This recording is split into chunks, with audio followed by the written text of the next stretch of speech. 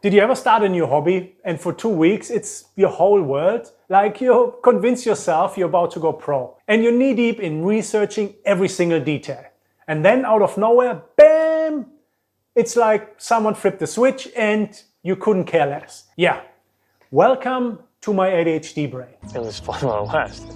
Our brains are dopamine seekers, which is the chemical that makes us feel rewarded, motivated and excited. And for most people, it's steady. You do something productive, your brain gives you a little hit of dopamine and you move on. But for us, it's either fireworks or nothing. So when we discover something new, whether it's a hobby, a project, or even just a cool idea, our brain lights up like Times Square on New Year's Eve. Fireworks. All the dopamine is flowing and we're all in. But once the novelty wears off and our brains stop getting that dopamine rush, well, the interest goes right out the window.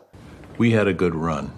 And this is where hyperfocus comes in. When we find something new and exciting, it's like tunnel vision. I spend hours, days even, researching every tiny detail, buying all the gear and convincing myself, that's my whole thing! For me it was surfing, Muay Thai, photography, and probably a lot more. But then when the dopamine stops, so does the interest. And it's not laziness or lack of follow through. It's just my brain saying, this is not what I need. And that's frustrating because it feels like I'm letting myself down, even though it's just how my brain works. I just thought we had something so special, you know? Our brains crave novelty like an addiction. I need more. I want more.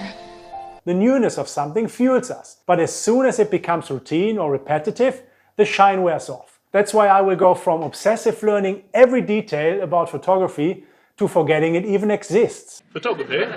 We tend to operate in extremes. Either we're all in, reading, buying, creating, or we're completely disengaged. There is no middle ground for us. For example, when I got into surfing, I was out there in the water, learning every day everything I could. The tides, the swells, currents, techniques, anything about surfing. That's a lot. And then one day my surfboards gathered dust in the garage until I sold them. And it's not a choice, it's just how our brains shift gears. And the problem is that we tend to tie a lot of emotions to those hobbies. So when we're into something, it feels like it's part of our identity. But then when the interest fades, it's not just, oh, I stopped doing that. It's more like, why can't I stick with anything? What's wrong with me?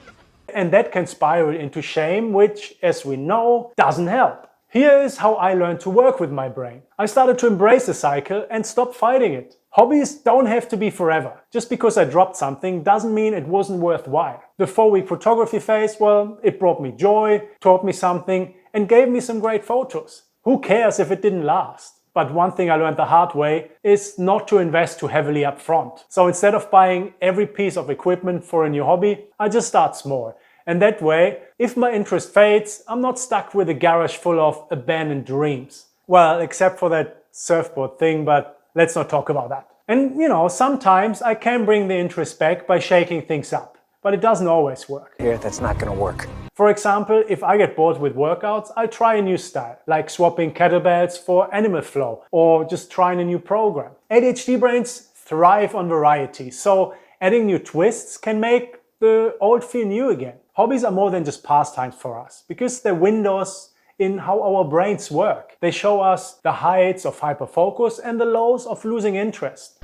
I don't want that anymore. But they also remind us of something important, that we're not broken. We're just wired differently, and that's okay. Instead of feeling guilty about not finishing something, I've learned to celebrate the joy I had while it lasted. All the more reason to celebrate.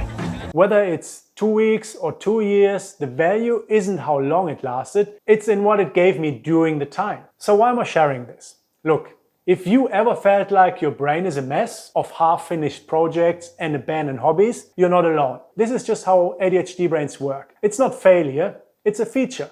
So next time you dive headfirst into a new obsession, enjoy it, ride the wave, like I did my surfboard. And when it fades, give yourself grace, because at the end of the day, it's not about sticking with one thing forever, it's about finding joy in the moment. Now I want to hear from you. What's the weirdest or most random hobby you ever hyper-focused on?